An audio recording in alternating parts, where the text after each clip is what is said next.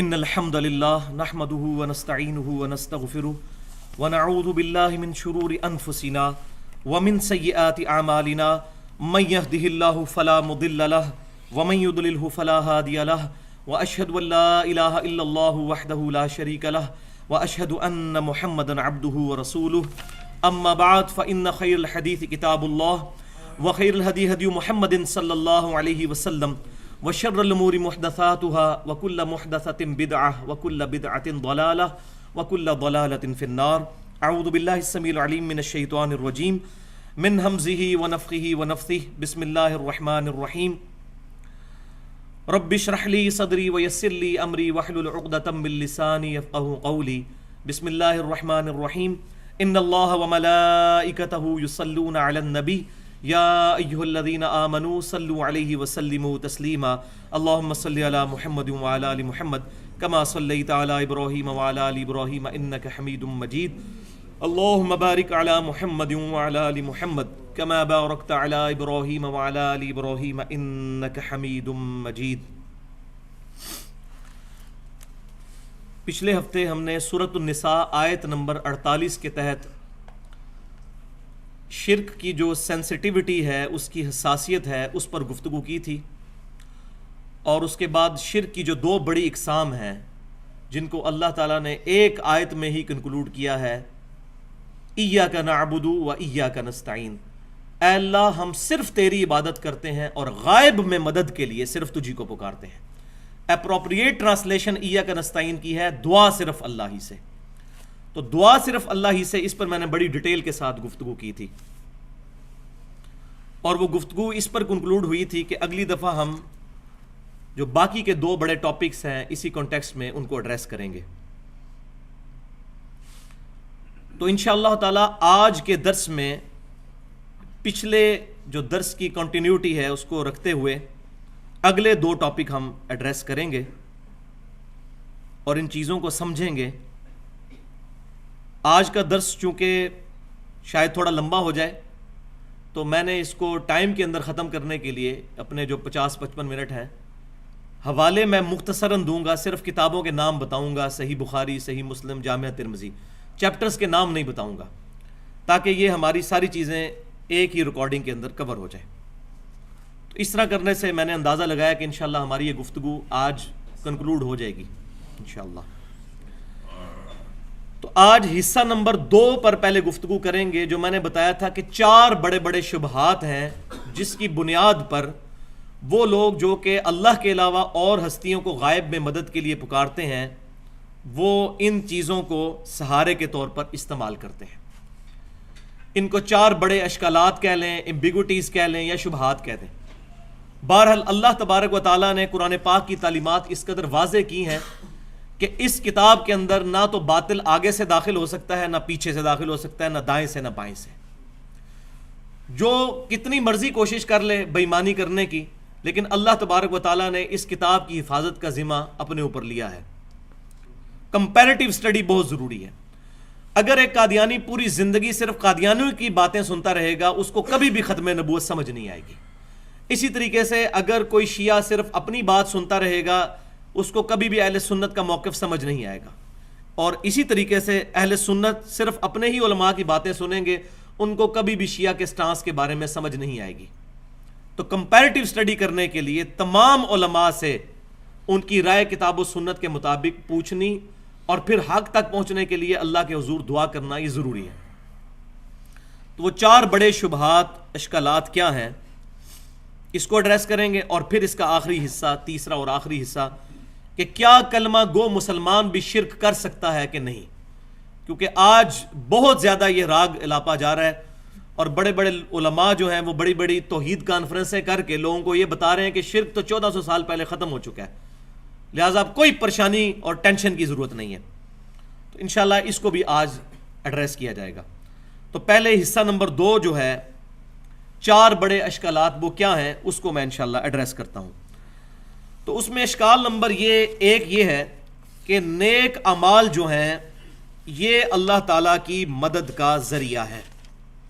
اس پر قرآن پاک سے آیات پیش کی جاتی ہیں اور پھر کہا جاتا ہے کہ نیک اعمال بھی چونکہ غیر اللہ ہیں لہٰذا غیر اللہ سے مدد مانگنا جائز ٹھہرا. حالانکہ قرآن پاک کا جو ادنا سا بھی اسٹوڈنٹ ہے میری طرح کا، اگر ان آیات کو پڑھ لے تو اس کو خود بخود کنسیپٹ کلیئر ہو جائے گا کہ یہ آیات کس کانٹیکسٹ کے اندر آئی ہیں. اس میں جو سب سے مشہور آیت پیش کی جاتی ہے سورۃ البقرہ کی آیت نمبر 153. بسم اللہ الرحمن الرحیم.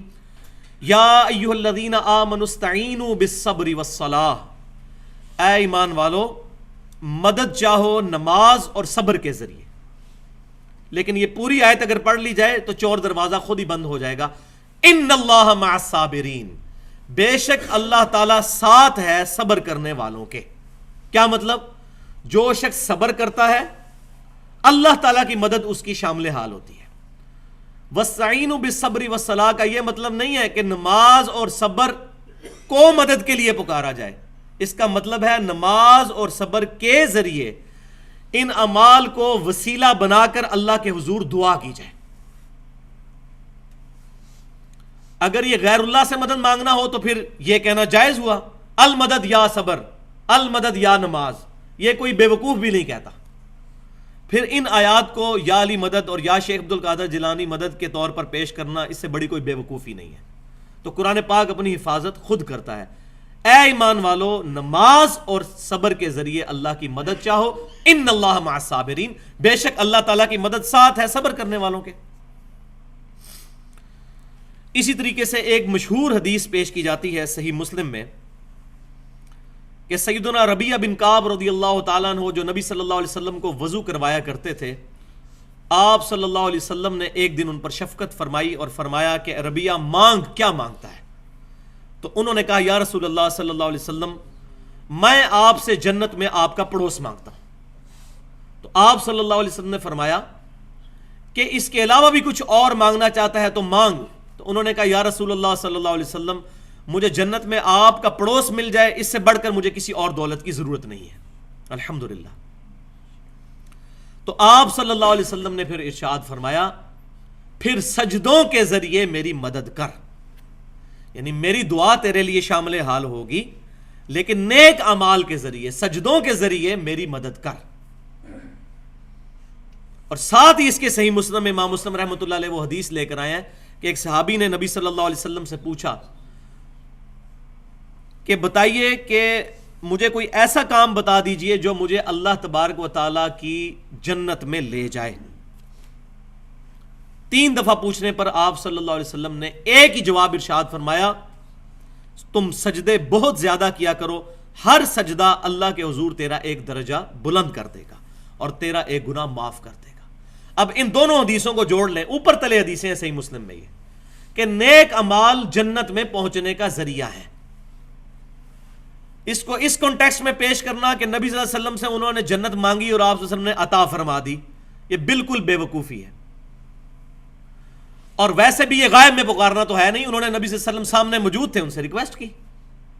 آپ صلی اللہ علیہ وسلم نے فرمایا کہ جنت تو تمہیں ملے گی لیکن نیک اعمال کے ذریعے میری مدد کرو. یعنی نیک اعمال تمہارے شامل حال ہوں پھر میری دعا کیٹالسٹ کا کام کرے گی اور اللہ تعالیٰ سجدوں کی برکت سے تمہیں جنت میں میرا پڑوس عطا فرما دے گا.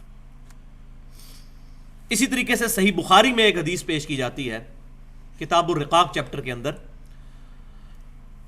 سیدنا ابو ہریرہ رضی اللہ تعالیٰ عنہ حدیث قدسی روایت کرتے ہیں نبی صلی اللہ علیہ وسلم سے کہ اللہ تبارک و تعالیٰ ارشاد فرماتا ہے جو انسان میرے کسی ولی کے ساتھ دشمنی رکھے میرا اس کے خلاف اعلان جنگ ہے اور میرا بندہ میرا قرب اس سے زیادہ کسی چیز سے حاصل نہیں کر سکتا جو میں نے اس پر فرض کی ہے. یعنی فرض اعمال اللہ کے قرب کا ذریعہ ہے. میرا بندہ نوافل کے ذریعے میرا قرب حاصل کر لیتا ہے حتیٰ کہ میں اس سے محبت کرنے لگتا ہوں. جب میں اس سے محبت کرنے لگتا ہوں تو میں اس کا کان بن جاتا ہوں جس سے وہ سنتا ہے اور میں اس کی آنکھ بن جاتا ہوں جس سے وہ دیکھتا ہے اور میں اس کا ہاتھ بن جاتا ہوں جس سے وہ پکڑتا ہے اور میں اس کا پاؤں بن جاتا ہوں جس سے وہ چلتا ہے. سبحان اللہ سبحان اللہ. اب یہ حدیث اتنی پڑھتے ہیں، پوری حدیث نہیں پڑھتے اور پھر کہتے ہیں جی دیکھیں جی جو اللہ کا ولی ہے اب اللہ کہہ رہا ہے میں اس کے ہاتھ بن جاتا ہوں تو یہاں سے ہاتھ پھر اس کا کہاں سے کہاں پہنچ جائے گا. آگے ضربیں تقسیمیں لگا کے خود رزلٹ نکالنے شروع کر دیتے ہیں بجائے پوری حدیث پڑھنے کے. اس کا معاذ اللہ استغفر اللہ یہ مطلب لینا ہی کفر ہے کہ اللہ تعالیٰ بندے کے اندر حلول کر جاتا ہے یا بندے کے اعضاء اللہ کے اعضاء بن جاتے ہیں. اللہ تبارک و تعالیٰ تو ان تمام چیزوں سے پاک ہے. لیس کمثلہ شیء. اللہ کے ہاتھ کا بھی اگر قرآن میں ذکر آیا تو وہ اس طرح ہاتھ نہیں ہے. ہم اس کی کیفیت کے پیچھے نہیں پڑتے. تو کیفیت کے پیچھے پڑے گا وہ سیدھا سیدھا گمراہی کے عمیق گڑھے میں جا کر گر جائے گا. تو اللہ تعالیٰ اس بندے کا ہاتھ، اللہ تعالیٰ اس کا ہاتھ نہیں بن جاتا. یہ بات تمثیلاً بیان ہوئی ہے کیونکہ یہ حدیث آگے چلے. اب جو حصہ یہ چھوڑ دیتے ہیں، اور اگر وہ مجھ سے کوئی چیز مانگتا ہے تو میں اسے عطا کرتا ہوں. اگر وہ کسی دشمن کے مقابلے پہ میری پناہ طلب کرتا ہے تو میں اس کو پناہ عطا کرتا ہوں. اب یہ پورشن بتا رہا ہے اگر معاذ اللہ وہ اللہ تعالیٰ کی صفات کا مظہر بن کے اس کے ہاتھ، اللہ کے ہاتھ اس سینس میں بن چکے ہیں جو یہ کہتے ہیں کہ جو چاہے مرضی کرتا پھرے، تو پھر وہ اللہ تعالیٰ سے پناہ کیوں طلب کرتا ہے اپنے دشمن کے اگینسٹ؟ پھر تو اپنے دشمن کو ایک نگاہ مار کے ساڑ کیوں نہیں دیتا؟ کہتے ہیں نا ایک نگاہ ماری شیخ عبد القادر جیلانی نے پورے شہر نو آگ لا دیتی. پھر کیوں نہیں ایسے کر دیتا وہ؟ تو اللہ تعالیٰ فرما رہا ہے وہ اپنے دشمن کے اگینسٹ بھی مجھ سے پناہ مانگتا ہے، مجھ سے دعا کرتا ہے، میں اس کی دعا قبول کرتا ہوں. یہ مطلب نہیں ہے کہ وہ خود خدائی صفات کا حامل بن جاتا ہے، ورنہ تو اس کو اس چیز کی ضرورت ہی نہیں ہے. لہذا یہ معنی جو ہے یہ حلولیہ نے لیا، اور حلولیہ جو ہے وہ تصوف کے نزدیک بھی گمراہ کن فرقہ ہے جو مسلمانوں میں نکلا. ایون علی بن عثمان حجویری صاحب کشف المحجوب میں تصوف کی بڑی حمایت کرتے ہیں، لیکن انہوں نے بھی یہ بات اس میں لکھ دی کہ یہ گمراہ کن فرقہ ہے حلولیہ، جن کا یہ عقیدہ ہے کہ اللہ تعالیٰ انسان کے اندر حلول کر جاتا ہے. آج الحمدللہ اہل سنت کہلانے والے تینوں گروہ، بریلوی، دیوبندی اور اہل حدیث اور اہل تشیع میں سے کسی کا یہ عقیدہ نہیں ہے کہ اللہ تعالیٰ انسان کے اندر حلول کر جاتا ہے. تمام مسلمان اس عقیدے کو کفر سمجھتے ہیں الحمدللہ، اس میں کوئی شک ہی نہیں ہے. تو لہٰذا اس حدیث کا یہ مطلب ہرگز نہیں ہے جو یہ پیش کیا جاتا ہے. تو اس کا اپروپریٹ مطلب یہ ہوگا کہ اس کا اوڑھنا بچھونا چلنا پھرنا میری ذات بن جاتی ہے. یعنی اس کی اگر نگاہ اٹھتی ہے تو میری رضا کے کاموں میں، اس کے ہاتھ چلتے ہیں تو میری مرضی کے کاموں میں، اس کے پاؤں چلتے ہیں تو میرے فرما برداری کے کاموں میں. یہ مطلب ہے اس کا. ہاتھ بن جاتا ہوں، پاؤں بن جاتا ہوں. جس طرح ہم اردو میں بھی محاورہ بولتے ہیں کہ فلاں کا تو اوڑھنا بچھونا ہی یہ چیز بن چکی ہے. نبی صلی اللہ علیہ وسلم کے بارے میں فرمایا گیا قل ان صلاتی و نسکی و محیای و مماتی للہ رب العالمین. اے محبوب صلی اللہ علیہ وسلم آپ فرما دیجئے بے شک میری نماز، میری قربانی، میرا جینا، میرا مرنا سب کچھ اللہ کے لیے، میرا اوڑھنا بچھونا اللہ کی ذات ہے. یہ ہے اس کا مطلب. ہاتھ بن جاتا ہوں، پاؤں بن جاتا ہوں، کان بن جاتا ہوں، آنکھ بن جاتا ہوں. تو یہ پہلا اشکال میں نے کلیئر کیا. دوسرا اشکال ہے فرشتوں اور ظاہری اسباب کے ذریعے جو مدد لی جاتی ہے، اس کو وہ کہتے ہیں نہیں فرشتے بھی تو غیر اللہ ہیں اور ظاہری اسباب بھی غیر اللہ ہیں، ان سے پھر مدد کیوں لی جاتی ہے؟ تو بات یاد رکھیں پورے قرآن اور صحیح احادیث کے اندر کہیں بھی فرشتوں کو پکارنے کے بارے میں کوئی بھی بات رپورٹ نہیں ہوئی. یہ ضرور ہوا کہ فرشتے مدد کرتے ہیں، لیکن میں نے پچھلے درس میں بھی بتایا تھا اصل جھگڑا یہ نہیں ہے. مدد تو آپ یہودی سے بھی لے سکتے ہیں. بخاری شریف کی حدیث ہے نبی صلی اللہ علیہ وسلم کی جب وفات ہوئی تو آپ کی زرہ یہودی کے پاس رکھی ہوئی تھی گروی، تو آپ صلی اللہ علیہ وسلم نے تو یہودی سے بھی مدد لی. لیکن یہ ظاہری اسباب ہے. غائب میں پکارنا اور چیز ہے، دعا کرنا اور چیز ہے. تو یہ جو فرشتے جو مدد کا ذریعہ ہیں، تو اگر یہ مطلب سمجھ لیا جائے تو اب یہ جو آیت پیش کی جاتی ہے سورہ التحریم کی آیت نمبر 4، یہ پرٹیکولر پروفٹ کے بارے میں ہے صلی اللہ علیہ وسلم. حضور صلی اللہ علیہ وسلم کے بارے میں اللہ تعالیٰ فرما رہے ہیں آپ کو تسلی دیتے ہوئے فَإِنَّ اللَّهَ هُوَ مَوْلَاهُ، بے شک اللہ تعالیٰ آپ کا مددگار ہے، ان کا مددگار ہے نبی صلی اللہ علیہ وسلم کا. وَجِبْرِيل، اور جبریل علیہ السلام بھی نبی صلی اللہ علیہ وسلم کے مددگار ہیں. وَصَالِحُ الْمُؤْمِنِينَ، اور نیک مومنین بھی نبی صلی اللہ علیہ وسلم کے مددگار ہیں. وَالْمَلَائِكَةُ بَعْدَ ذَلِكَ ظَهِيرٌ، اور اس کے بعد فرشتے بھی آپ صلی اللہ علیہ وسلم کے مددگار ہیں. تو نیک مومنین بھی آپ صلی اللہ علیہ وسلم کے مددگار ہیں. تو جتنے نیک مومنین ہیں قیامت تک وہ سارے پھر حضور کے مشکل کشا ہوئے اس آیت کے تحت. تو آپ صلی اللہ علیہ وسلم پکارا کرتے تھے ان کو یا شیخ عبد القادر جیلانی المدد، یا امام بخاری المدد. یہ مطلب اگر لیا جائے اس سے بڑی کوئی گستاخی نہیں ہے، اور انسان جو ہے وہ نہ صرف گستاخی بلکہ دار کفر کے اندر داخل ہو جائے گا، والعیاذ باللہ تعالی. اس کا مطلب یہ ہے کہ اللہ تبارک و تعالیٰ ان کا مددگار ہے، اور اللہ تعالیٰ نے اپنی مشیت سے اسباب کے طور پر فرشتے آپ صلی اللہ علیہ وسلم کے ساتھ اٹیچ کیے ہیں، آپ کے جانثار صحابہ اکرام آپ کے ساتھ اٹیچ کیے ہیں، جو آپ صلی اللہ علیہ وسلم کے فرمان پر اپنی جانیں نثار کرنے کے لیے تیار ہو جاتے ہیں، اور اس کا ثبوت قرآن پاک میں ہی موجود ہے۔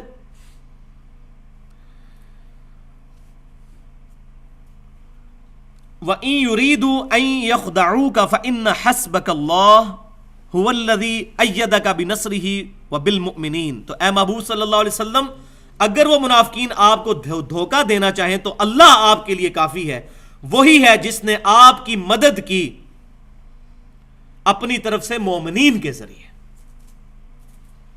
یعنی جانثار صحابہ آپ کو عطا کیے جو آپ کے فرمان کے اوپر اپنی جانیں لٹانے کے لیے تیار ہو گئے۔ یہ اللہ تعالیٰ نے صحابہ اکرام کے دلوں میں آپ صلی اللہ علیہ وسلم کی عظمت بٹھا دی۔ پھر استستغیثون ربکم، یہ آیت نمبر جو میں نے پڑھی سورۃ الانفال کی آیت نمبر 62 تھی، اب سورۃ الانفال کی آیت نمبر 9۔ اور اے محبوب صلی اللہ علیہ وسلم، وہ وقت یاد کرو جب آپ اپنے رب کے حضور فریاد کر رہے تھے جنگ بدر کے اندر، فاستجاب لکم انی ممدکم بألف من الملائکۃ مردفین، تو اللہ تعالیٰ نے آپ کی فریاد سنی اور کہا کہ میں 1000 فرشتوں کے ذریعے آپ کی مدد فرماؤں گا۔ لیکن نبی صلی اللہ علیہ وسلم نے فرشتوں کو پکارا، یا جبرائیل المدد، یا میکائیل المدد، یا اسرافیل المدد، نہیں، اس آیت میں آ رہا ہے کہ اللہ کو پکارا تو اللہ تعالیٰ نے فرشتے بھیج دیے، جیسا کہ صحیح بخاری کے اندر حدیث ہے، وہ تو ہم سب فرشتوں کو منگوا سکتے ہیں، فرشتوں کی بکنگ کروا سکتے ہیں۔ کتاب الوکالہ چیپٹر میں انٹرنیشنل نمبرنگ کے مطابق 2311 نمبر حدیث ہے، جب کوئی شخص رات کو سوتے وقت آیت الکرسی پڑھ لیتا ہے تو اللہ تعالیٰ کی طرف سے ایک فرشتہ مقرر ہو جاتا ہے اس کی حفاظت پر یہاں تک کہ صبح ہو جائے۔ لیکن کیا ہم فرشتے کو پکارتے ہیں؟ فرشتے کو پکاریں گے شرک، پکارنا اللہ کو ہے مدد کے لیے، اللہ تعالیٰ فرشتے کو بھیجے، یہ اللہ کی مرضی۔ تو اس کو پیش کیا جاتا ہے کہ فرشتے بھی مددگار ہیں۔ اب اسی کے ساتھ وہ چیز جو ظاہری اسباب کے بارے میں، تو وہ میں نے بیان کر دیا کہ صحابہ اکرام نبی صلی اللہ علیہ وسلم کے ساتھ ظاہری اسباب کے طور پر تھے۔ اب بخاری اور مسلم سے وہ حدیث پیش کی جاتی ہے کہ جی غزوہ خیبر کے موقع پر نبی صلی اللہ علیہ وسلم نے حضرت علی سے مدد مانگی تھی، تو حضرت علی رضی اللہ تعالیٰ عنہ کو غائب میں پکارا تھا، آپ نے فرمایا تھا علی کو پیش کیا جائے، ایک رات پہلے آپ نے فرما دیا، بخاری مسلم کی متفق علیہ حدیث ہے، کل میں اس شخص کے ہاتھ میں جھنڈا دوں گا جو اللہ اور اس کے رسول سے محبت کرتا ہے، اللہ اور اس کا رسول اس سے محبت کرتے ہیں۔ تو سیدنا علی کو جب بلایا گیا تو آپ کو تو شعبے چشم تھا، آپ کو تو نظر ہی کچھ نہیں آتا تھا، آپ صلی اللہ علیہ وسلم نے اپنا مبارک لعاب دہن ان کی آنکھوں میں لگایا، ان کی آنکھیں ٹھیک ہو گئی، پھر آپ صلی اللہ علیہ وسلم نے جھنڈا دیا اور برکت کی دعا فرمائی، آپ کی دعا کی برکت سے فتح ہو جائے۔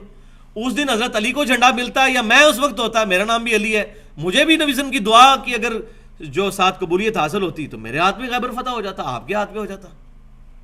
تو آپ صلی اللہ علیہ وسلم نے غیب میں نہیں ان کو پکارا، ورنہ غزوہ خیبر پہ اللہ کے شیر سیدنا حمزہ کو کیوں نہیں حضور نے پکارا جو غزوہ احد میں 3 ہجری میں شہید ہو چکے تھے؟ المدد یا امیر حمزہ، کہیں کوئی ضعیف روایت دکھا دیں، چلیں صحیح تو چھوڑ دیں، ضعیف روایت دکھا دیں، المدد یا شہدائے احد، المدد یا شہدائے بدر، کہیں حضور نے پکارا ہو؟ تو یہ بالکل نان سینس بات ہے ان چیزوں کو پیش کرنا۔ اور پھر اس کا کلائمیکس جو ہے وہ سورۃ المائدہ کی آیت نمبر 2 ہے، وَتَعَامَنُوا الْبِرِّ وَالتَّقْوَى وَلَا تَعَامَنُوا عَلَى الْإِثْمِ وَالْعُدْوَانِ، نیکی اور پرہیزگاری کے کاموں میں ایک دوسرے کی مدد کرو اور برائی اور گناہوں کے کاموں میں کسی کی مدد نہ کرو۔ اب یہ اللہ خود حکم دے رہا ہے کہ ایک دوسرے کی مدد کرو، یہ غائب میں پکارنا نہیں ہے، یہ ظاہری اسباب کے طور پر ہے۔ اسی طریقے سے عیسیٰ علیہ السلام نے بھی اپنے حواریوں سے کہا، من انصاری اللہ، کون ہے جو اللہ کے لیے میری مدد کرے؟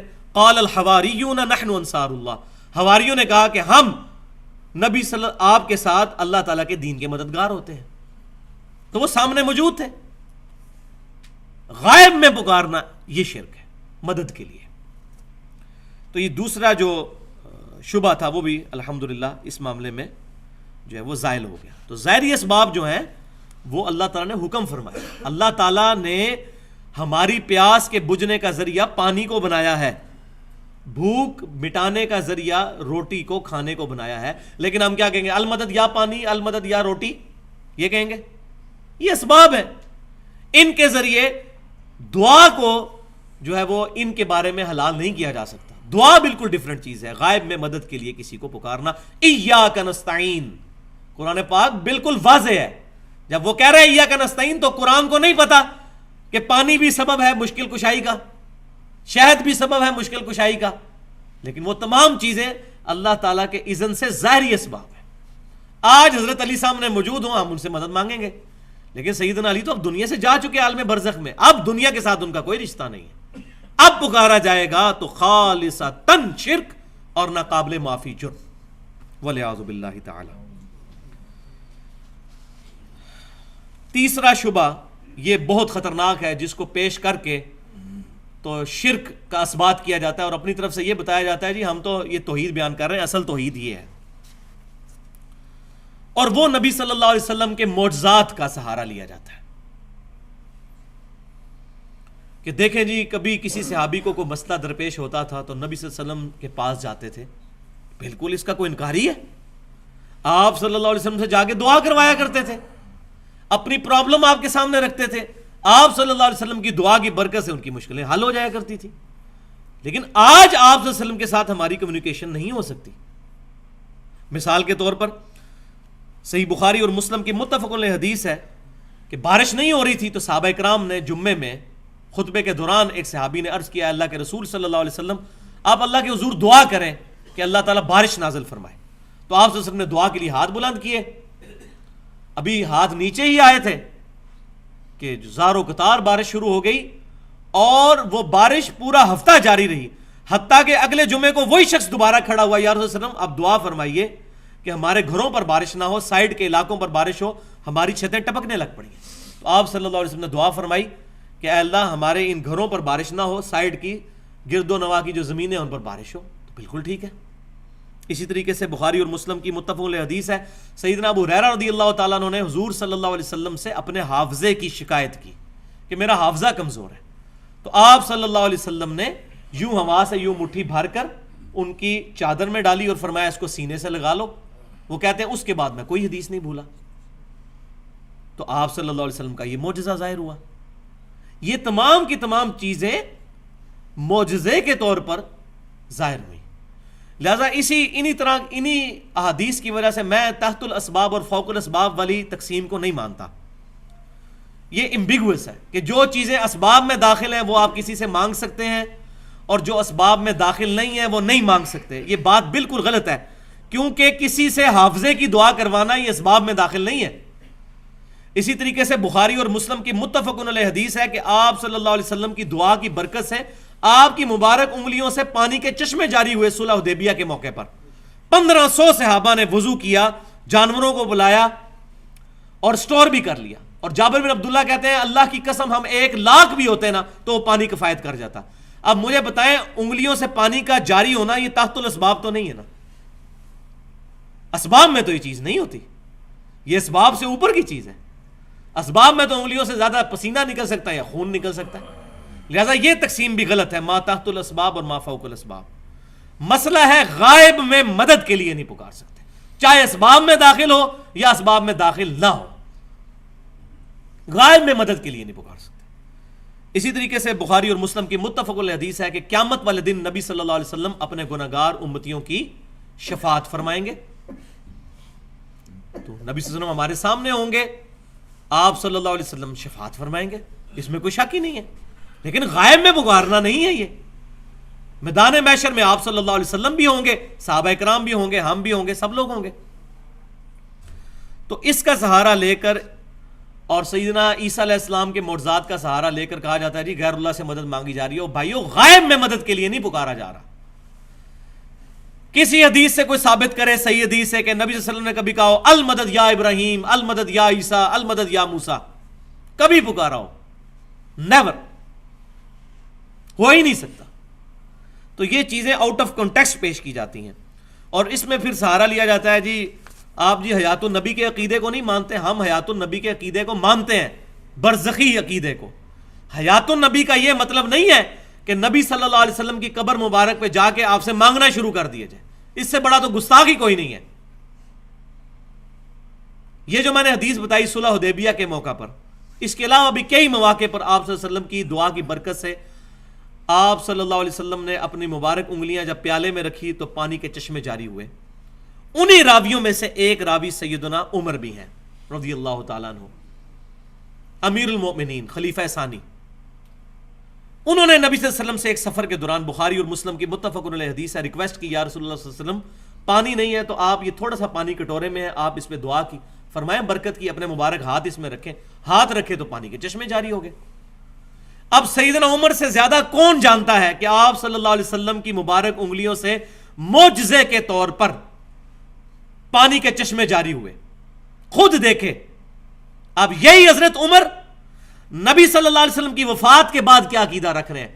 صحیح بخاری کتاب الاستسقاء 1010 نمبر حدیث انٹرنیشنل نمبرنگ کے مطابق سیدنا عمر رضی اللہ تعالیٰ عنہ قحط سالی کے زمانے میں انس بن مالک کہتے ہیں کہ دعا کرتے ہیں، اے اللہ جب تک تیرے نبی ہم میں موجود تھے صلی اللہ علیہ وسلم، ہم ان کو تیری بارگاہ میں وسیلے کے طور پر پیش کرتے تھے دعا کے لیے. آپ صلی اللہ علیہ وسلم کی دعا کی برکت سے بارش نازل ہوتی تھی. اب آپ صلی اللہ علیہ وسلم کے بعد ہم آپ صلی اللہ علیہ وسلم کے چچا کو لے کر آئے ہیں، اور پھر سیدنا عباس بن عبد المطلب حضور صلی اللہ علیہ وسلم کے چچا دعا کرتے تو بارش برس پڑتی. معاذ اللہ استغفر اللہ، نبی صلی اللہ علیہ وسلم وفات کے بعد آپ کا مرتبہ کوئی کم ہو گیا تھا؟ نہیں. اصل میں سیدنا عمر نے یہ عقیدہ دیا کہ زندگی میں کسی سے جا کر دعا کروانا اور چیز ہے، اور وفات کے بعد اس کے ساتھ کمیونیکیشن کرنا اور چیز ہے. ورنہ نبی صلی اللہ علیہ وسلم کے ہوتے ہوئے عباس بن عبد المطلب کو لانے کی ضرورت ہی نہیں تھی. اور وہ سیدنا عمر جن تک حدیث بھی پہنچی ہوئی ہے، ایسا نہیں کہ ان کو حدیث ہی نہیں پتا کہ آپ صلی اللہ علیہ وسلم کی مبارک انگلیوں سے پانی کے چشمے جاری ہوتے ہیں، تو آپ کٹورا لے کر پہنچ جاتے ہیں نا وہاں پر کہ یا رسول اللہ صلی اللہ علیہ وسلم دنیا میں بھی آپ صلی اللہ علیہ وسلم کی مبارک انگلیوں سے پانی کے چشمے جاری ہوئے، اپنا قبر مبارک سے ہاتھ باہر نکالیں اور اپنا ہاتھ مبارک اس کٹورے میں رکھ دیں تاکہ پانی کے چشمے جاری ہو جائے. نہیں ہوا ایسے، بالکل نہیں ہوا. تو اس سے صحابہ کرام نے ہمیں یہ عقیدہ دیا کہ وفات کے بعد برزخی حیات کو دنیاوی زندگی پر قیاس کرنا بہت بڑی بے وقوفی ہے، اور یہ انسان کو بسا اوقات شرک کے دائرے کے اندر لے جاتی ہے. گستاخی تو ہوگی، شرک کے دائرے میں بھی انسان پہنچ جائے گا. تو یہ 3 بڑے شبہات. اب چوتھا شبہ، اب جب سارے معاملات ختم ہو جاتے ہیں نا، پھر وہ نا چونکہ قرآن حدیث میں تو دلائل نہیں ہے، پھر بزرگوں کے واقعات سنانے شروع کر دیتے ہیں. فلاں بزرگ کا واقعہ انہوں نے یہ کر دیا، فلاں نے یہ کر دیا، فلاں نے وہ یہ کر دیا. مسئلہ ہے کہ بھائیو یہ واقعات اگر ماننے شروع کر دیں نا ہم، تو میں آپ کو الحمدللہ تمام مکاتب فکر سے بزرگوں کی ایسی ایسی کرامتیں سنا سکتا ہوں، ان کی اپنی لکھی ہوئی، کہ اگر وہ بریلوی کی ہوں گی تو دیوبندی کہے گا جی جھوٹ ہے، دیوبندی کی ہوں گی تو بریلوی کہے گا جھوٹ ہے، اہل حدیث کی ہوں گی تو یہ دونوں کہیں گے جھوٹ ہے، اہل حدیث ان دونوں کو جھوٹ کہیں گے. یہ مانیں گے بھی تو اپنے بزرگوں کی کرامتیں، اور کسی کی نہیں مانیں گے. تو جب آپ کسی اور کے بزرگ کی کرامت ماننے کے لیے تیار ہی نہیں ہے تو ہمیں اپنے بزرگ کی کرامت پیش کرنے کی ضرورت نہیں ہے. ہمیں پھر اس بزرگ کی کرامت پیش کریں جو آپ میں اور ہم میں کامن ہے. امام کائنات سید الاولین والآخرین شفیع المذنبین رحمت للعالمین سیدنا و مولانا امام اعظم محمد رسول اللہ صلی اللہ علیہ وسلم. لائیں قرآن اور سنت سے پیش کریں، صحابہ کرام کے اجماع سے کوئی بات پیش کر دیں، اپنی قیاس رائیاں نہ کریں. یہ من گھڑت واقعات پیش کر کے کتاب و سنت کا جنازہ نہ نکالیں. تو یہ چوتھا شبہ یہ ہے کہ یا تو واقعات پیش کیے جاتے ہیں، پھر ضعیف قسم کی حدیثیں اور روایتیں اور من گھڑت قسم کی قصہ کہانی پیش کر کے قرآن کی واضح آیات کو کاؤنٹر کیا جاتا ہے. انا للہ و انا الیہ راجعون. یہ کتاب بھائیوں محفوظ ہے. دنیا میں کوئی حدیث آ جائے، 1 ارب حدیثیں بھی آ جائیں، اس کتاب پر پیش ہوں گی. اس سے نہیں ٹکرانی چاہیے. ایاک نستعین، دعا صرف اللہ ہی سے بس. اب کوئی حدیث ایسی نہیں ہوگی جو قرآن کی اس آیت کو کاؤنٹر کر دے. وہ حدیث ہی نہیں ہوگی، وہ حدیث صحیح نہیں ہوگی اصول محدثین پر، میرے آپ کے کہنے پر نہیں، اصول محدثین پر. اب میں یہاں پر انصاف کا تقاضا سمجھتا ہوں کہ ایک چیز بیان کر دوں. انہی واقعات میں سے ایک واقعہ جو بہت مشہور ہے، اور ہمارے سب کانٹیننٹ میں 2 بھاری فرقے جو اپنے آپ کو فخری اہل سنت کہتے ہیں، حالانکہ اس طرح کے واقعات لکھ کے ان کو شرم کرنی چاہیے. اہل سنت کا یہ منہج ہے؟ اہل سنت کا یہ منہج نہیں ہو سکتا.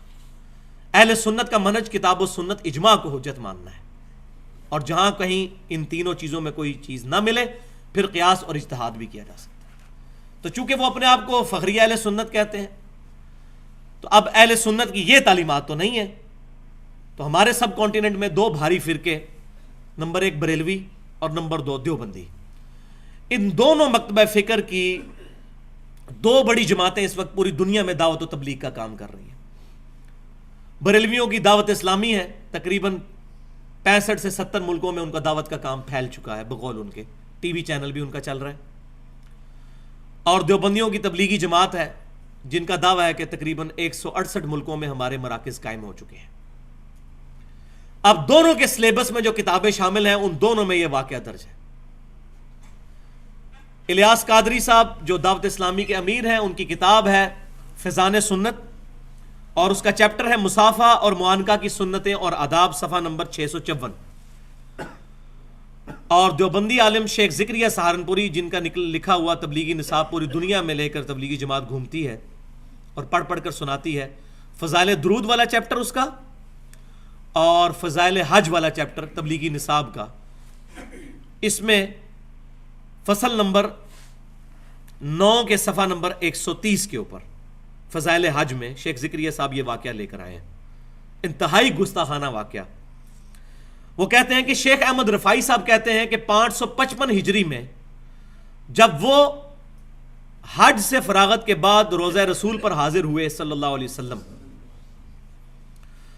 تو عربی کے 2 شعر قبر رسول پر جا کر پڑھے 555 ہجری میں، یعنی تقریباً 550 سال نبی صلی اللہ علیہ وسلم کو دنیا سے تشریف لے جائے ہوئے ہو چکے ہیں۔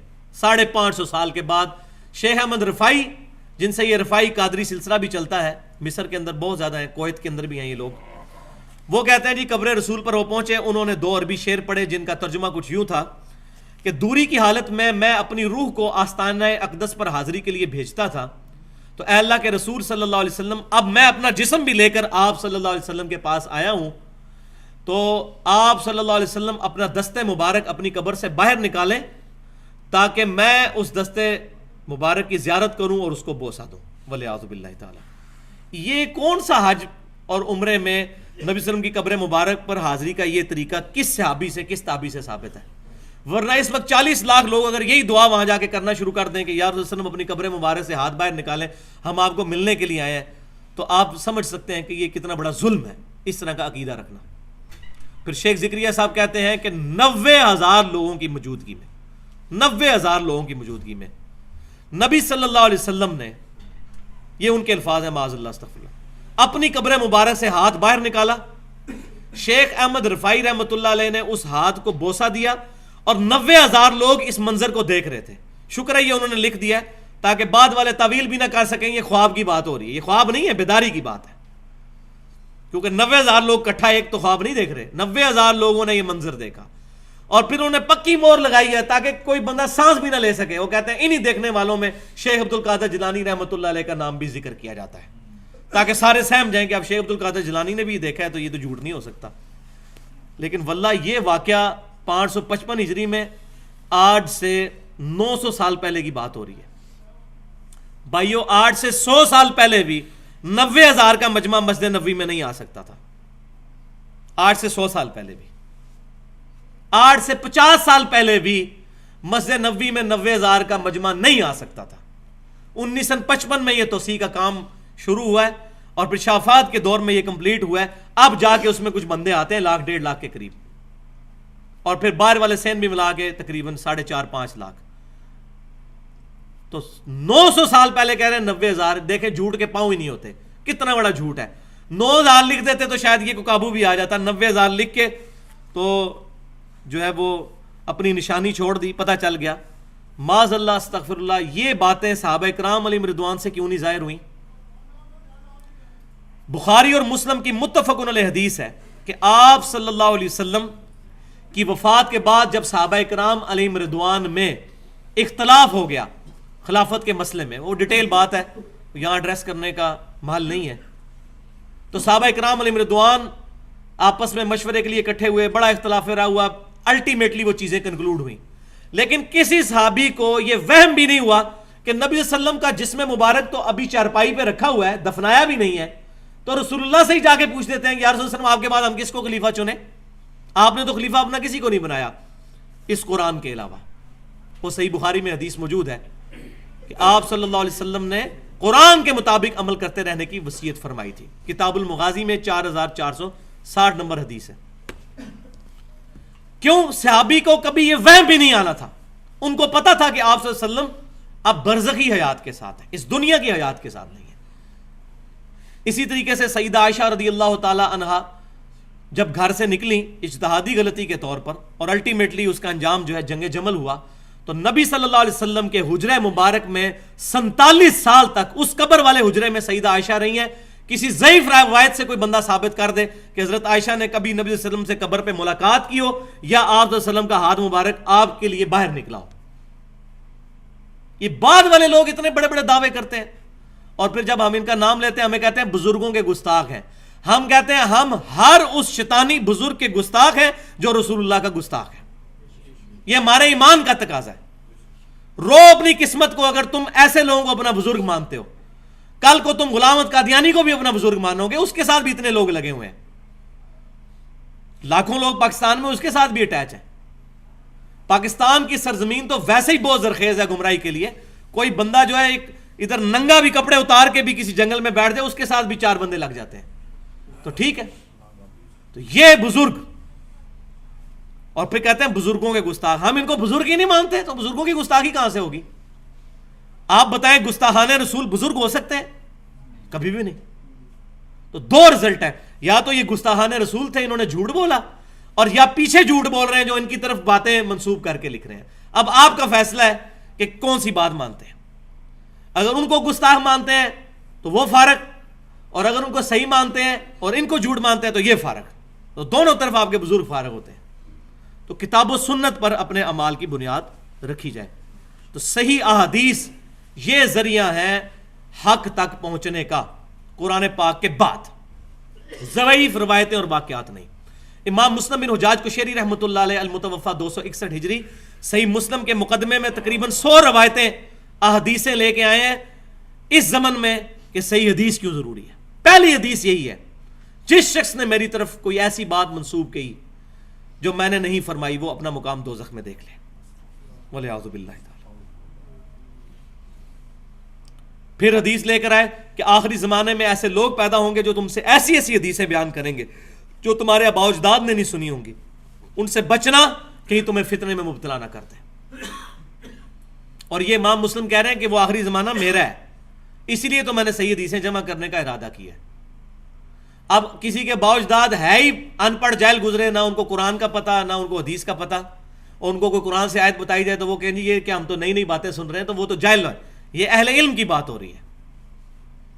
واقعی ایسی حدیثیں پھر بیان کرتے ہیں، نہ بخاری میں ہوتی ہیں، نہ مسلم میں ہوتی ہیں، نہ ترمذی میں، نہ ابو داؤد میں، نہ نسائی میں، نہ ابن ماجہ میں، نہ الموطا امام مالک میں، نہ مسند امام احمد میں۔ ان 8 کتابوں میں تو حدیثیں نہیں ہوتی ہیں، اور دور دراز کی کتابوں میں جن کا شاہ ولی اللہ دہلوی رحمۃ اللہ علیہ نے حجت اللہ البالغہ میں بڑی ڈیٹیل کے ساتھ رد کیا ہے کہ ان کتابوں کا اور ان صحیح احادیث کی کتابوں کا زمین و آسمان کا فرق ہے۔ تو صحیح حدیث کے اوپر بنیاد رکھنی ہوگی۔ اب صحیح احادیث کے حوالے سے میں 3 مثالیں پیش کرنا یہاں ضروری سمجھتا ہوں تاکہ ہمیں مسئلہ بالکل کلیئر ہو جائے۔ پہلی مثال مسند امام احمد سے کہ امام کائنات صلی اللہ علیہ وسلم کے پاس ایک صحابی حاضر ہوئے، انہوں نے کہہ دیا یا رسول اللہ ما شاء اللہ و شئت، اے اللہ کے رسول جو اللہ چاہے اور جو آپ چاہیں۔ آپ صلی اللہ علیہ وسلم نے فرمایا اجعلتنی للہ ندا، کیا تم نے مجھے اللہ کے مقابل کھڑا کر دیا ہے؟ قل بل ما شاء اللہ وحدہ، بلکہ یہ کہو کہ جو اکیلا اللہ چاہے۔ اب اس صحابی نے پاکستانی مولوی کی طرح یہ نہیں کیا کہ اے اللہ کے رسول میں آپ کو مستقل بالذات نہیں سمجھ کے پکار رہا، میں غیر مستقل بالذات سمجھ کر اور محدود اور عطائی کے تحت باذن اللہ آپ کو پکار رہا ہوں، تو آپ نے مجھے کیوں کہہ دیا کہ مجھے اللہ کے مقابلے پہ کھڑا کر دیا؟ یہ نہیں انہوں نے کہا۔ ان کو پتا تھا نیت جو کچھ بھی ہو، جو چیز اللہ نے اپنے ساتھ خاص کر لی ہے وہ مخلوق میں اذن کے ساتھ ماننا بھی شرک ہے۔ اللہ کے اذن کے ساتھ کسی کی عبادت ہو سکتی ہے؟ نہیں۔ حضرت آدم علیہ السلام کی عبادت نہیں ہوئی تھی، وہ سجدہ تعظیمی تھا، سجدہ عبادت ہمیشہ ہی حرام رہا ہے. سجدہ تعظیمی پچھلی امتوں میں جائز تھا, اس امت میں وہ بھی حرام ہو گیا. اللہ کا شکر ہے حرام ہوا, ورنہ یہ لوگ جو اب اس قدر شرک کر رہے ہیں ان کے پاس بہت بڑی دلیل موجود ہوتی. دوسری مثال, جامعہ ترمذی میں سیدنا ابن عباس رضی اللہ تعالیٰ عنہ کو نبی صلی اللہ علیہ وسلم نے وصیت فرماتے ہوئے کہا اپنی سواری کے پیچھے بٹھا کر, اے بیٹے اللہ کے احکام کی حفاظت کر, اللہ تیری حفاظت فرمائے گا. اللہ کے حقوق کا خیال رکھ, تو اپنے رب کو اپنے سامنے پائے گا جب بھی مصیبت آئے گی تو. اور جب تجھے سوال کرنا ہو تو صرف اللہ سے سوال کرنا, اور جب مدد طلب کرنی ہو تو صرف اللہ سے مدد طلب کرنا.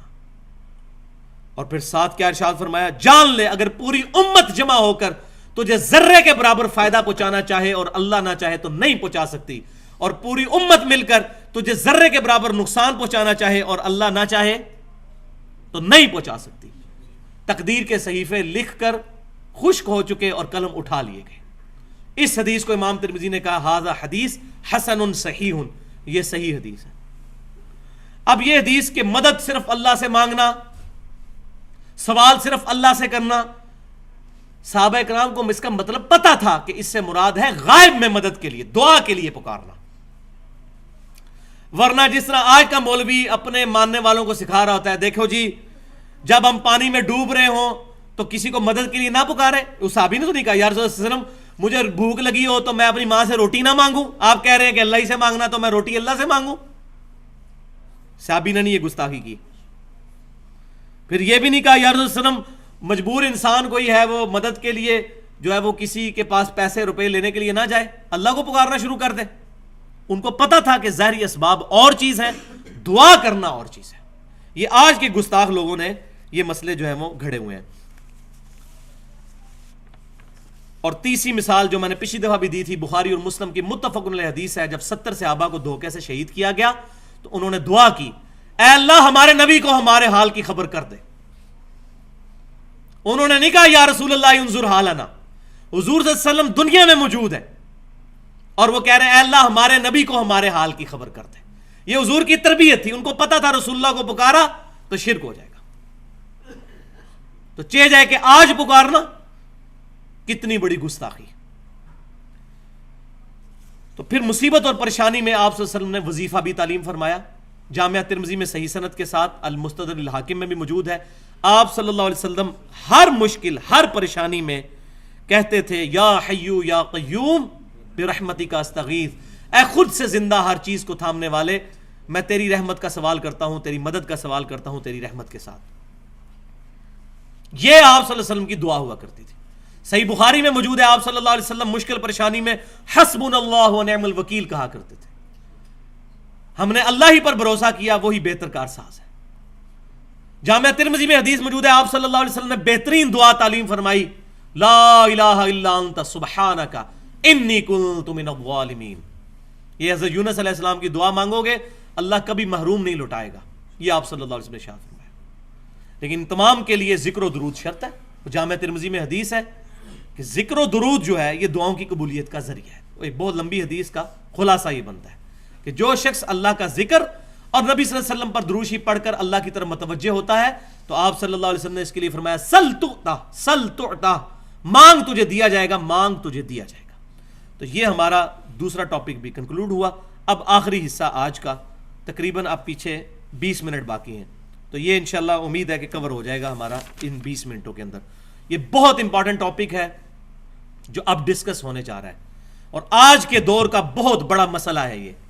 اس کی بنیاد کے اوپر لوگ گمراہی کے اندر گھرے ہوئے ہیں, اور وہ یہ ہے کہ کیا کلمہ گو مسلمان بھی شرک کر سکتا ہے؟ لوگ کہتے ہیں دیکھیں جی, ایک طرف کہتے ہیں کلمہ گو ہے, کلمہ پڑھ لیا, اب اس کو مشرک بھی کہتے ہیں. یہ کیسے ہو سکتا ہے کہ کوئی بندہ کلمہ پڑھے اور وہ شرک بھی کرے؟ واقعی ہم بھی کہتے ہیں یہ کیسے ہو سکتا ہے؟ جس نے صحیح کلمہ پڑھا ہوا ہے وہ شرک تو نہیں کر سکتا, اور جس کو کلمے کا مطلب ہی نہیں پتا وہ تو ضرور شرک کرے گا. میں نے پچھلی دفعہ بھی بتایا تھا, نبی صلی اللہ علیہ وسلم کے مبارک دور میں کاتب وحی جو ہے مرتد ہو گیا تھا. بخاری اور مسلم کی متفق علیہ حدیث ہے. اس کو دفناتے تھے, زمین باہر پھینک دیتی تھی. حضور کے زمانے کے اندر وہ مشرک ہو گیا تھا.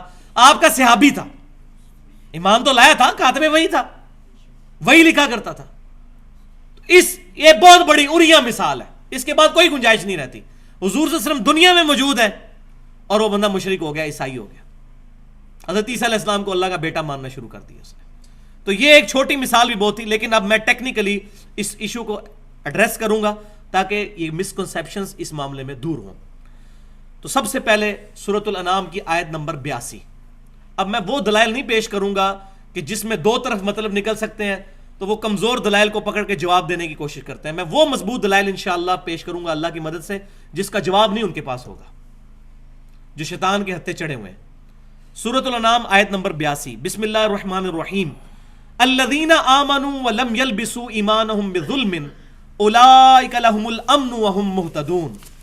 وہ لوگ جو ایمان لائے پھر ایمان لانے کے بعد اپنے ایمان میں شرک کو شامل نہیں کیا، وہی لوگ قیامت والے دن امن میں ہوں گے، وہی لوگ ہدایت یافتہ ہیں. ایمان لانے کے بعد شرک نہیں کیا. اس کا شان نزول صحیح بخاری اور مسلم کی متفق علیہ حدیث کے اندر موجود ہے. عبداللہ بن مسعود رضی اللہ تعالیٰ عنہ کہتے ہیں جب یہ آیت نازل ہوئی ہم بڑے پریشان ہوئے کہ یا رسول اللہ صلی اللہ علیہ وسلم، اس آیت میں آیا کہ جو شخص ایمان لایا اور ایمان لانے کے بعد اپنے ایمان میں ظلم کو شامل نہ کیا تو وہ شخص قیامت والے دن عمل میں ہوگا، ہدایت پر ہوگا. تو یہ ظلم کا جو لفظ آیا ہے، ظلم تو عام معنوں میں تو گناہ میں آتا ہے. ربنا ظلمنا انفسنا، اے رب ہمارے ہم نے اپنی جانوں پر ظلم کیا، گناہ کیا. تو یا رسول اللہ صلی اللہ علیہ وسلم کیا قیامت والے دن کوئی بھی امن میں نہیں ہوگا؟ کیونکہ کوئی شخص ایسا نہیں جس سے گناہ نہ ہو. تو آپ صلی اللہ علیہ وسلم نے سورہ لقمان کی آیت نمبر 13 ارشاد فرمائی اور فرمایا ان الشرک لظلم عظیم، بے شک شرک سب سے بڑا ظلم ہے. یعنی اس آیت میں شرک ہے مراد ظلم سے، عام گناہ نہیں. جو شرک کرے گا ایمان لانے کے بعد ایسے شخص کو پھر امن نہیں ملے گا. تو آپ صلی اللہ علیہ وسلم کی اس تشریح سے یہ بالکل بات ثابت ہو گئی کہ ایمان لانے کے بعد بھی جو شرک سے بچے گا اسی کو قیامت والے دن امن اور ہدایت ملے گی، اور کسی کو نہیں ملے گی. پھر صحیح مسلم میں حدیث ہے، امام کائنات صلی اللہ علیہ وسلم نے بیان فرمایا جس مسلمان کے جنازے میں 40 ایسے لوگ شریک ہوں جو اللہ کے ساتھ شرک نہ کرتے ہوں تو اللہ تعالیٰ ان 40 بندوں کی شفاعت اس کے حق میں قبول کر لے گا.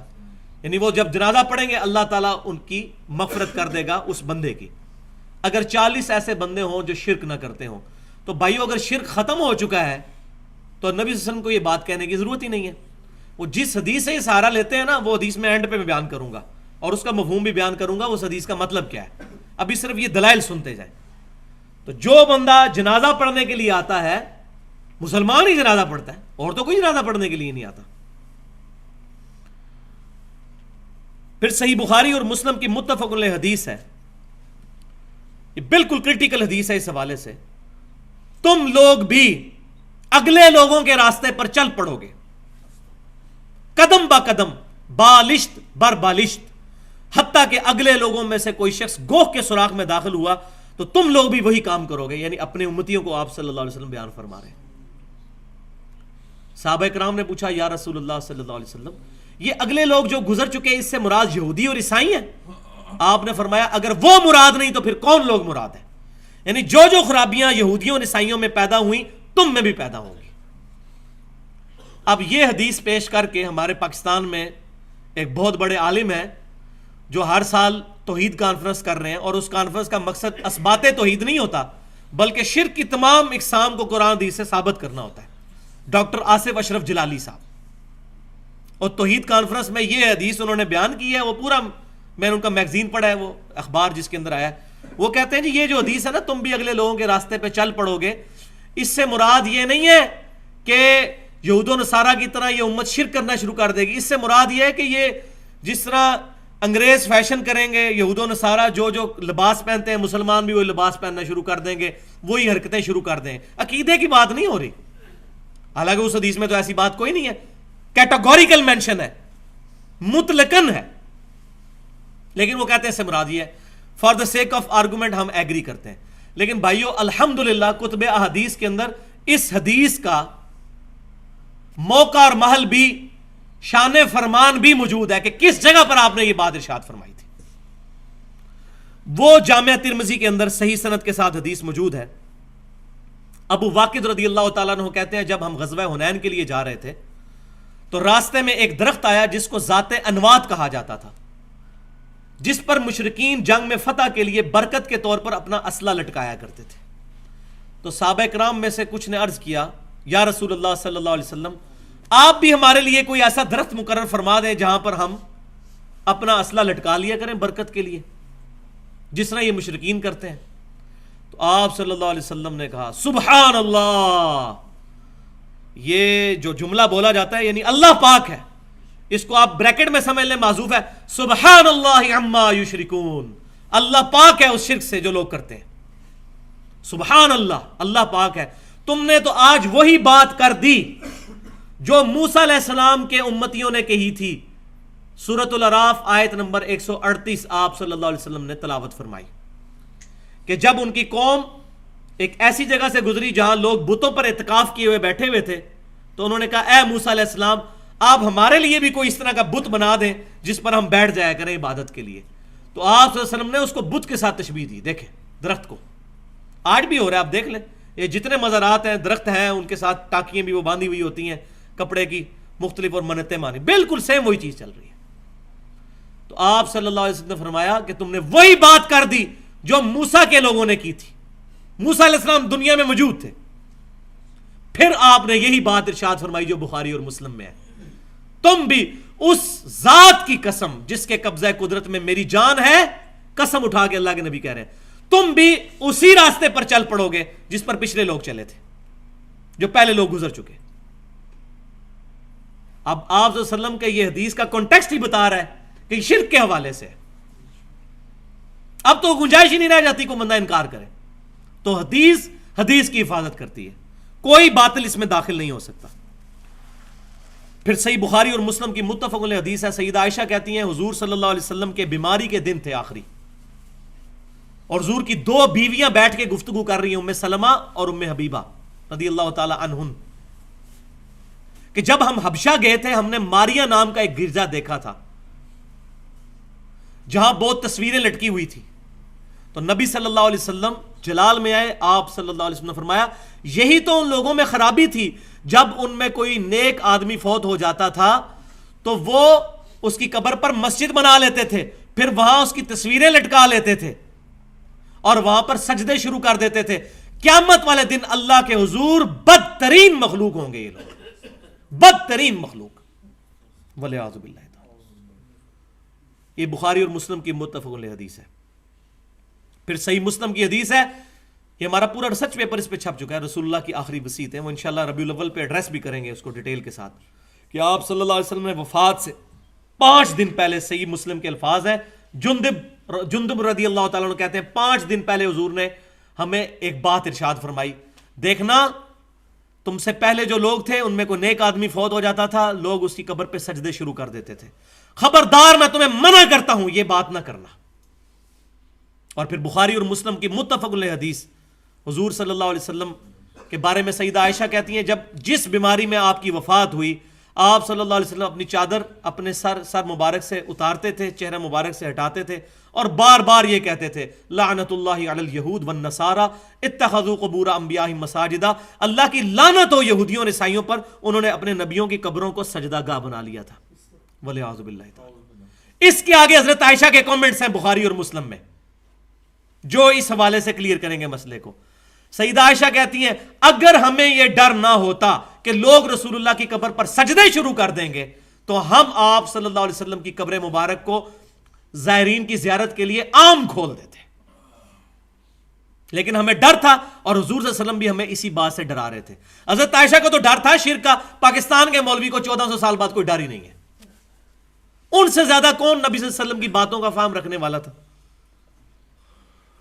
پھر مسند امام احمد کے اندر صحیح سند کے ساتھ حدیث موجود ہے، نبی صلی اللہ علیہ وسلم نے دعا فرمائی اللہم لا تجعل قبری وثنا یعبد، اے اللہ میری قبر کو وہ بت نہ بننے دینا کہ لوگ اسے پوجنا شروع کر دیں، والعیاذ باللہ تعالی. وثن کا لفظ بت نہ بننے دینا، یعنی جس کو پوجا جائے گا وہ بت ہے، چاہے قبر ہو یا پتھر ہو یا درخت ہو، میری قبر کو بت نہ بننے دینا. تو یہ احادیث تھیں جو بالکل یہ بات کلیئر کرتی ہیں کہ آپ صلی اللہ علیہ وسلم کو بھی خدشہ تھا، صحابہ کرام کو بھی خدشہ تھا. پھر صحیح بخاری کے اندر نبی صلی اللہ علیہ وسلم کا یہ فرمان بھی موجود ہے، دیکھنا میری شان کو اس طرح بلند نہ کرنا جس طرح عیسائیوں نے، نصارہ نے اپنے نبی کی شان کو بلند کر دیا تھا. میں اللہ کا بندہ اور اس کا رسول ہوں، مجھے اللہ کا بندہ اور اس کا رسول ہی کہنا. آپ وسلم کو کیوں ٹینشن تھی؟ وہ آج پتہ چل رہا ہے ہمیں، جب ہمیں مسجد سے سننے کو ملتا ہے نور من نور اللہ، اللہ کے نور میں سے نکلا ہوا نور. اور اللہ کہہ رہا ہے لم یلد ولم یولد، اللہ میں سے نہ کوئی نکلا نہ اللہ کسی میں سے نکلا. یہ صحیح ترجمہ ہے اس کا، بالکل اپروپریٹ ٹرانسلیشن، نور من نور اللہ. وہی یہود و نصارہ والے کام شروع ہو گئے یہاں پر بھی. اللہ تعالی ہمیں محفوظ کرے. اب ہم اس آخری بات کی طرف آتے ہیں کہ یہ امت خوش نصیب امت ہے اس حوالے سے کہ اللہ تعالیٰ نے اس امت کے ایک گروہ کو قیامت تک کے لیے شرک سے محفوظ کر دیا. ایک گروہ کو. وہ جو حدیث پیش کرتے ہیں وہ اب آپ سن لیں. صحیح بخاری اور مسلم کی متفق علیہ حدیث ہے کہ آپ صلی اللہ علیہ وسلم نے غزوہ احد کے جو شہداء تھے ان پر 8 سال کے بعد نماز جنازہ پڑھی، اپنی وفات سے چند دن پہلے قبر پہ جا کے. پھر آپ صلی اللہ علیہ وسلم نے وہاں ایک خطبہ دیا جس میں آپ صلی اللہ علیہ وسلم نے فرمایا مجھے تمہارے بارے میں شرک کا خدشہ نہیں ہے، البتہ مجھے یہ ڈر ہے کہ تم دنیا کے مال کے اندر دنیا میں رغبت کرنا شروع کر دو گے. اس حدیث کو پیش کر کے کہتے ہیں کہ آپ صلی اللہ علیہ وسلم نے چونکہ فرما دیا کہ مجھے شرک کا خدشہ نہیں ہے، لہذا شرک بالکل ختم ہو گیا. تو پہلی بات یہ ہے کہ اس خطبے کے بعد وہ حدیث آتی ہے جو آپ صلی اللہ علیہ وسلم کی وفات سے جسٹ پہلے بستر مرگ پر ہے کہ اللہ کی لعنت ہو یہود و نصارہ پر، انہوں نے اپنے نبیوں کی قبروں کو سجدہ گاہ بنا لیا تھا. اور حضرت عائشہ کہہ رہی ہیں کہ رسول اللہ صلی اللہ علیہ وسلم ہمیں ڈرا رہے تھے کہ یہ کام نہ کرنا. اگر اللہ نے آپ کو گارنٹی دے دی تھی کہ امت شرک نہیں کرے گی تو حضور کو ڈرانے کی کیا ضرورت تھی؟ کیا اللہ تعالیٰ پر ایمان نہیں تھا نبی صلی اللہ علیہ وسلم کا؟ نعوذ باللہ. ان سے بڑھ کر کون کامل الایمان ہو سکتا ہے؟ وہ مطلب جو لیا گیا اس حدیث سے وہ یہ نہیں ہے. یہ آپ اس حدیث کو غور سے سنیں کہ مجھے تم سے خدشہ نہیں شرک کا. یہ پرٹیکولر خطاب ہے اس گروہ کے ساتھ جو گروہ قیامت تک شرک سے محفوظ رہے گا. اس زمانے میں وہ گروہ صحابہ کرام پر مشتمل تھا اور پھر قیامت تک انہی کے پیٹرن پر مان علیہ و اصحابی کے تحت ایک گروہ شرک سے محفوظ رہے گا. صحابہ کرام علیہم رضوان اس زمانے میں اس امت کے ریپریزنٹیٹیو تھے، اس وقت کوئی فرقے نہیں بنے ہوئے تھے. پھر انہی کے پیٹرن پر ایک گروہ قیامت تک حق پر قائم رہے گا. اور یہ میں بات اپنی طرف سے نہیں کر رہا، یہ بخاری اور مسلم کی متفق علیہ حدیث ہے کہ آپ صلی اللہ علیہ وسلم نے فرمایا میری امت کا ایک گروہ قیامت تک حق پر قائم رہے گا، کوئی نقصان پہنچانے والا ان کو نقصان نہیں پہنچا سکے گا، وہ غالب رہیں گے علمی دلائل کے اوپر، ویسے نہیں، علمی دلائل کے اوپر، حتیٰ کہ قیامت آ جائے گی. ایک گروہ، اس ایک گروہ کے بارے میں بشارت ہے وہ شرک نہیں کرے گا. بنی اسرائیل میں تو سارے کے سارے گروہ شرک میں مبتلا ہو گئے، لیکن یہ امت توحید ہے، اس کا ایک گروہ قیامت تک حق پر قائم رہے گا. اور یہی جو حدیث بخاری اور مسلم کی ہے اس کا بھی آپ شان ارشاد اگر پڑھ لیں سنن ابی داؤد کے اندر، اس کے اندر موجود ہے پوری حدیث، ترمذی میں بھی ابو داؤد میں بھی، کہ نبی صلی اللہ علیہ وسلم نے فرمایا قیامت اس وقت تک قائم نہیں ہوگی جب تک میری امت میں سے کچھ قبائل مشرکین میں سے نہ جا ملے اور دوبارہ سے بتوں کی پوجا نہ شروع کر دیں. یہ واضح الفاظ. پھر آپ ساتھ ہی فرما رہے ہیں بتوں کی پوجا شروع ہو جائے گی اور میرے بعد 30 جھوٹے دجال پیدا ہوں گے جن میں سے ہر شخص یہ دعویٰ کرے گا میں اللہ کا نبی ہوں، حالانکہ انا خاتم النبیین لا نبی بعدی، میں خاتم النبیین ہوں، میرے بعد کوئی نبی نہیں. اور پھر آپ نے فرمایا اس کے بعد کہ میری امت کا ایک گروہ قیامت تک حق پر قائم رہے گا، کوئی نقصان پہنچانے والا اس کو نقصان نہیں پہنچا سکے گا. اب اس آیت اس حدیث کا بھی شان ارشاد پتہ چل گیا کہ کس موقع پہ آپ نے فرمایا تھا. پہلے آپ نے ذکر کیا کہ امت میں اس طریقے سے لوگ مشرکین کے ساتھ ملیں گے، بتوں کی پوجا شروع کریں گے، لیکن ایک گروہ بچ جائے گا. تو پتہ چل گیا. سنن ابی داؤد کے اندر حدیث ہے کہ آپ صلی اللہ علیہ وسلم نے فرمایا کہ 72 فرقے میری امت کے دوزخ میں جائیں گے. تو دوزخ میں کیوں جا رہے ہوں گے؟ وہ مسلمانوں کے فرقے، غیر مسلموں کو چھوڑ دیں. قادیانی فرقہ کہاں سے نکلا ہے؟ مسلمانوں میں سے. حلولیہ کہاں سے نکلے ہیں؟ مسلمانوں میں سے بھی. یہ لوگ شرک نہیں کر رہے. تو یہ حدیث بالکل آؤٹ آف کنٹیکسٹ پیش کی جاتی ہے. اس کا مفہوم صرف یہ ہے کہ میری امت ایز اے ہول پوری امت گمراہ نہیں ہوگی جس طرح بنی اسرائیل ہو گئی تھی. ایک گروہ یہاں پر حق پر قائم رہے گا. اور وہ المستدرک للحاکم میں صحیح سند کے ساتھ حدیث موجود ہے.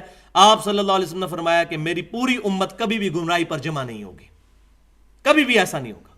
ایک گروہ اختلاف کرتا رہے گا, ضرور حق پر قائم رہے گا. تو یہ جو حدیث ہے بخاری اور مسلم کی کہ مجھے تم سے شرک کا خدشہ نہیں, اس کی تفسیر جو محدثین نے کی ہے, بریلوی دیوبندی اہل حدیثوں نے نہیں, شیعوں نے نہیں, محدثین نے.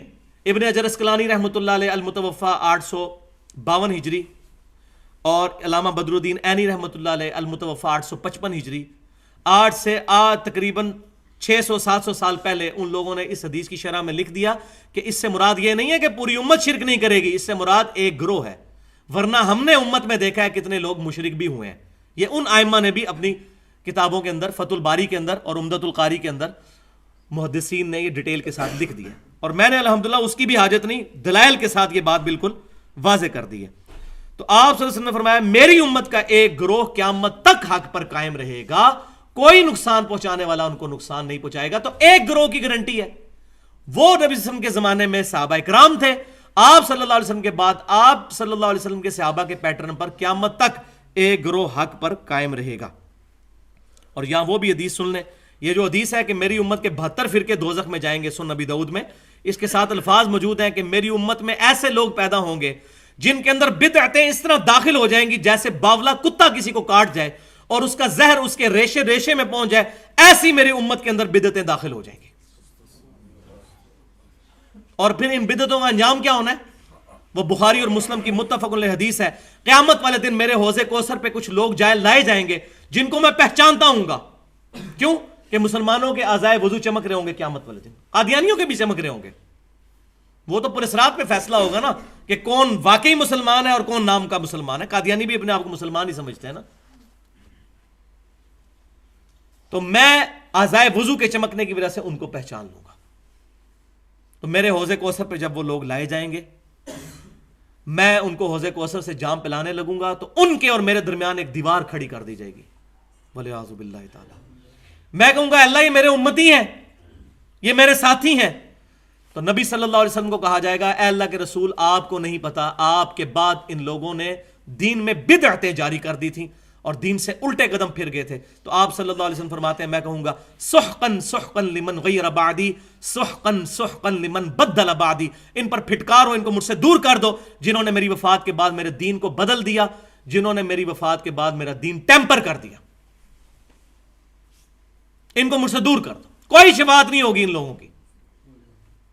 تو یہ جو کہتے ہیں جی اب شرک تو امتی کر ہی نہیں سکتا, کتنے مسلمانوں کے گروہ ہیں اس وقت جن کو سارے مشرک کہتے ہیں. ایران کے اندر ایک گروہ ہے نصیریہ فرقہ جو سیدنا علی کے لیے الوہیت کا عقیدہ رکھتا ہے, حضرت علی کو اللہ مانتا ہے. پوری دنیا کے شیعہ اس کو کافر کہتے ہیں, اس گروہ کو اہل سنت بھی کافر کہتے ہیں. حلولیہ کا گروہ کہ اللہ تعالیٰ بندے میں حلول کر جاتا ہے, پینتھیزم کا عقیدہ, یہ بھی کفری عقیدہ, شرکی عقیدہ.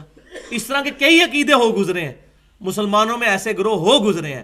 اور آج پاکستان کی سرزمین جو ہے وہ خاص طور پر اس معاملے میں بہت زرخیز ہے یہاں پر گمراہی کے اعتبار سے. یہاں کتنے لوگ موجود ہیں جو غیر اللہ کو دعا کے لیے پکارتے ہیں. اللہ تعالیٰ سے دعا ہے کہ ہمیں کتاب و سنت کی تعلیمات پر عمل کرنے کی توفیق عطا فرمائے اور شیطان کے یہ جو اوچھے ہتھ کنڈے ہیں ان سے محفوظ فرمائے. ہر مصیبت ہر پریشانی میں صرف اپنے رب کو پکارنے کی توفیق عطا فرمائے. یا حیو یا قیوم برحمتک استغیث. جو بات میں نے کی حق بات, اللہ تعالی ہمارے دلوں میں راسخ فرمائے. اگر میری منہ سے کوئی ایسی بات نکلی ہو جو کتاب و سنت اور اجماع کے خلاف ہے, ہمارے دلوں سے اللہ تعالی محو کر دے. سبحانک اللہم و بحمدک اشہد ان لا الہ الا انت استغفرک و اتوب الیک وما علینا الا البلاغ المبین.